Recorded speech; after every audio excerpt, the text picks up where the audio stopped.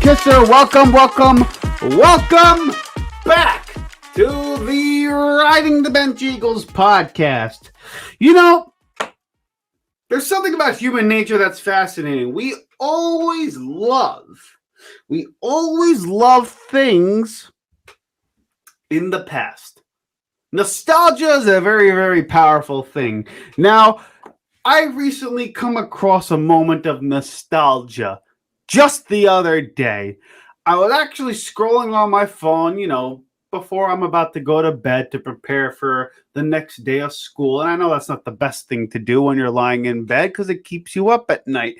But I was bored, wanted to just decompress. So that's what I was doing. And I came across a video about a game that I played when I was a young child in backyard baseball. And I found a video on how to get that game onto my laptop so that I can play it at my leisure. And so I downloaded all these things. I downloaded the file that I needed. I downloaded the program to get this game on my laptop. And my God, what a nostalgic moment it was when I was able to pick my team and I had Pablo Sanchez as my first guy at bat, and then Pete Wheeler, Keisha, all these players back from my childhood. It feels good to have a nostalgic moment. Why do I bring up nostalgia? Because it's usually in regards to something that's happened in the past, something, you look back in older things and you see the good in them. And you want some of that in your life. Why do I bring that up?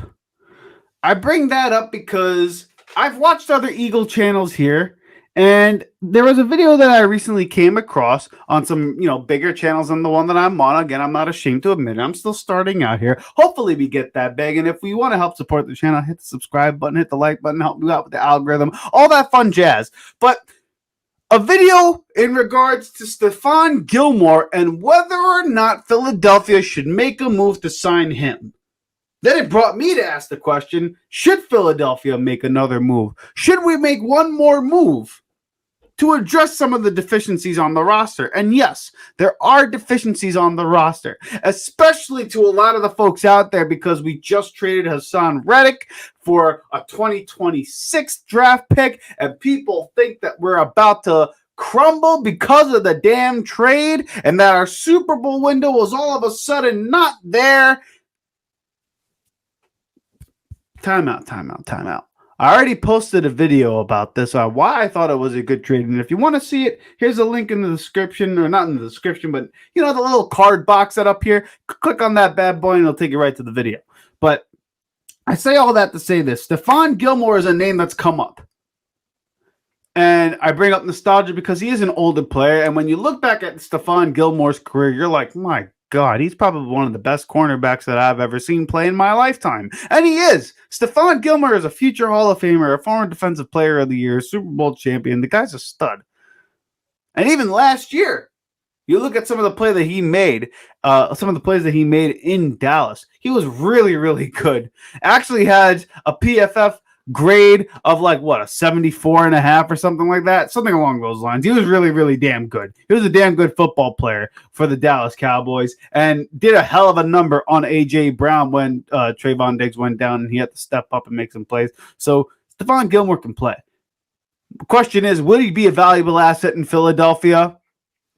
Quite frankly, yes. I think he would be a valuable asset in Philadelphia.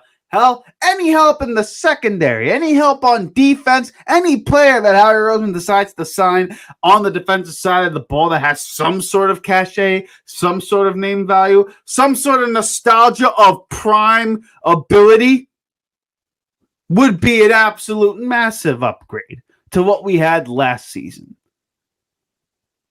Stephon Gilmore in Philadelphia would not only be a loss to the Dallas Cowboys, even though he is a free agent right now, but he still has juice left in the tank. He probably wants to win.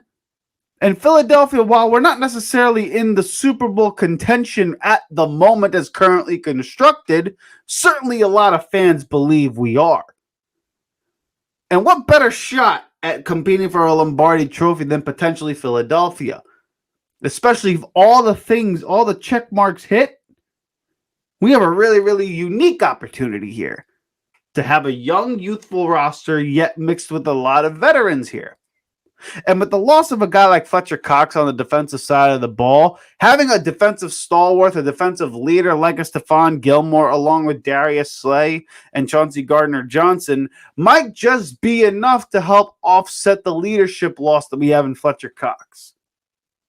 And I know Brandon Graham's coming back for a year, and we have Josh Sweat, and we lost Haason Reddick, yes. But this young, youthful front seven, coupled with the veteran-ridden back four, if Stephon Gilmore comes to Philadelphia, that is, would be a massive upgrade. And I'm not going to sit here and rely on a guy like James Bradberry, hoping that this trend of every other year he decides to play competent football to happen. What I saw last season from James Bradberry, he looked terrible. He looked washed. He looked like a guy who just doesn't want to play ball anymore after he got the bag. I don't believe this every other year thing that he's got going on with his career is going to happen. He looked awful. I would trade him for a sack of cherries.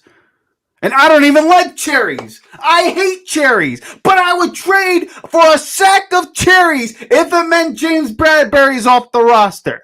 So does signing Stephon Gilmore, whether the reports are true or not, does that sound appeasing to me? Absolutely, because anybody in the back four in the secondary sounds appeasing to me if it means that James Bradberry doesn't have to see the field. So yes, if Philadelphia decides to make one more move, if one of those moves is Stephon Gilmore, I'm not complaining. I'll be happy about it. So that's one of those guys that I'm going to talk about today. And let's make a transition to another player who I've actually believed in his talent coming into the NFL not too long ago, in Isaiah Simmons, the safety linebacker hybrid who came, what is he, drafted from Clemson or something like that? I don't even know where the hell the guy came from. But regardless, I know Isaiah Simmons, when he came into the NFL, was a really, really high prospect to Arizona. And just this past year, he was traded to the New York Giants for a 7th-round pick. And not necessarily the most stellar performance in New York. But then again, it is the New York Giants. Would a guy like Isaiah Simmons be an upgrade in Philadelphia?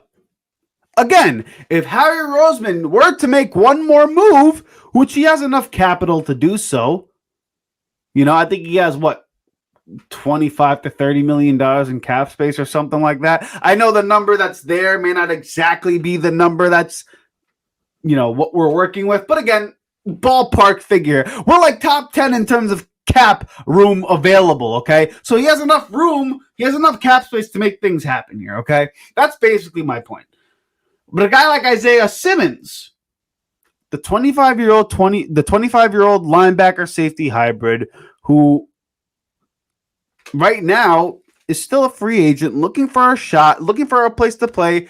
Could he be one of those infamous low-risk, high-reward one-year deals that Howie Roseman likes to make often later in the free agency period for a high upside guy to help us at a position of need at linebacker? Hell, a raw athlete like that. We have a guy like that in Devin White. We have a guy like that in Bryce Huff, Nolan Smith.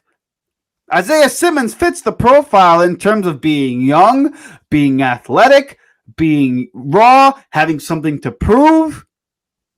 Could we potentially bring him into the Vic Fangio system and he be productive? I think so. I would take a flyer on a guy like Isaiah Simmons. If you're going to take a flyer on a guy like Devin White, if you're going to take a flyer on a guy like Bryce Huff, if you're going to take a flyer on your draft pick Nolan Smith, which you should, by the way. But if you're going to do all these things, why not take a flyer on a guy like Isaiah Simmons, who we've seen play really good football in this league, whose ability is in terms of talent, in terms of capability, one of the better upsides in the National Football League. And in a league where you have to cover tight ends, where you have to be versatile, where you have to maybe, cover slot every now and then, Isaiah Simmons got the ability to do that. And when you're coached up by a guy like Vic Fangio, who everyone seems to believe is the guru in the NFL in terms of defensive coordinators, and I believe him. I believe in Vic Fangio as a defensive coordinator, but that's beside the point. Point being is, the ability that Isaiah Simmons has as a football player, combined with the opportunity that Philadelphia presents him with in terms of if he comes in and becomes an impact player, he could potentially secure the bag, whether it's in Philadelphia, whether it's some other team, on a 1-year prove-it deal. Look at me, I'm hitting the damn microphone. In a place that is trying to go for the Lombardi Trophy, in a place that's trying and is committed to winning. And say what you want about Philadelphia, whether or not you believe in Howie Roseman and Jeffrey Lurie and what they're doing over there. They're trying to go and win big football games. That's what we try to do in Philadelphia. It smells like a really, really good recipe. Not only for Philadelphia and this organization, but for a guy like Isaiah Simmons to come in, make an impact, and really leave his mark and potentially secure the bag one more time in the NFL. Because quite frankly, this defense in Philadelphia, everyone now believes that with the loss of Haason Reddick, or at least a majority of people believe, that this defense took a hit once again. And Isaiah Simmons just can't hurt. He really, really can't. All the more defensive players that you decide to get, it'll just help out the roster. Even in the draft, if you go pass rusher in the first round with a guy like Chop Robinson, hell, you can go offensive tackle if you want. But if you want to go defense, you go pass rusher. You can go Kool-Aid McKinstry at 22 at cornerback. You can even go linebacker if you really, really wanted to. If you wanted to reach for players, there's plenty of moves to make here. We have three picks in the top 55 or something like that. I don't know. In the first 2 rounds, we have 3 picks basically. You can get an edge. You can get a linebacker. You can get a cornerback. You can get 2 linebackers and a pass rusher. You can get a cornerback and 2 linebackers. You can get a pass rusher, a cornerback and a cornerback. There's many things that you can do to adjust the needs on the defense. And I have a feeling that Howie Roseman this offseason is committed to going young and athletic on the defensive side of the ball. Because quite frankly, he felt that last year's team looked slow, looked sluggish, couldn't tackle, couldn't do anything right. And he blamed primarily the coaching, but I think deep down he knows. He looked at that roster and he said on the defensive side of the ball, well, damn, none of these guys are looking good at all. Looks like we can't even play for some reason. And maybe the bringing in a Vic Fangio, the guy that they really, really want to run the defense, is the exact thing that we need in Philadelphia. And maybe, just maybe, Devin White finds a resurgence. And maybe, just maybe, Nakobe Dean finally becomes healthy and plays good football, whether or not he can cover. Maybe, just maybe, Bryce Huff hits and Nolan Smith hits and Jordan Davis gets in shape. There's a lot of upside in Philadelphia. Why not take a chance on a guy like Isaiah Simmons? There's upside there too. If you're going to go in on the youth movement, why not get a player like that? That's just my thought. Signing Stephon Gilmore and or Isaiah Simmons, to me, would round off this offseason pretty nicely in terms of rebuilding this defense. Again, even if those guys don't give you great production, they can't hurt. It'd be better than anything you had last offseason. And it'd be better than anything you had last season. So, if I were Howie Roseman, if I were the Philadelphia Eagles, would I make one more move? You goddamn right I would. Hopefully, that's what the Eagles organization does next. And then we can look forward to a really, really productive NFL draft. Because right now, Philadelphia is in a really, really unique situation here.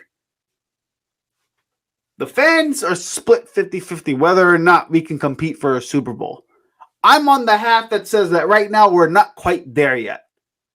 But a few of the right signings, a really, really good draft, all of a sudden you could flip that thing around and you could become one of the top teams in the NFC.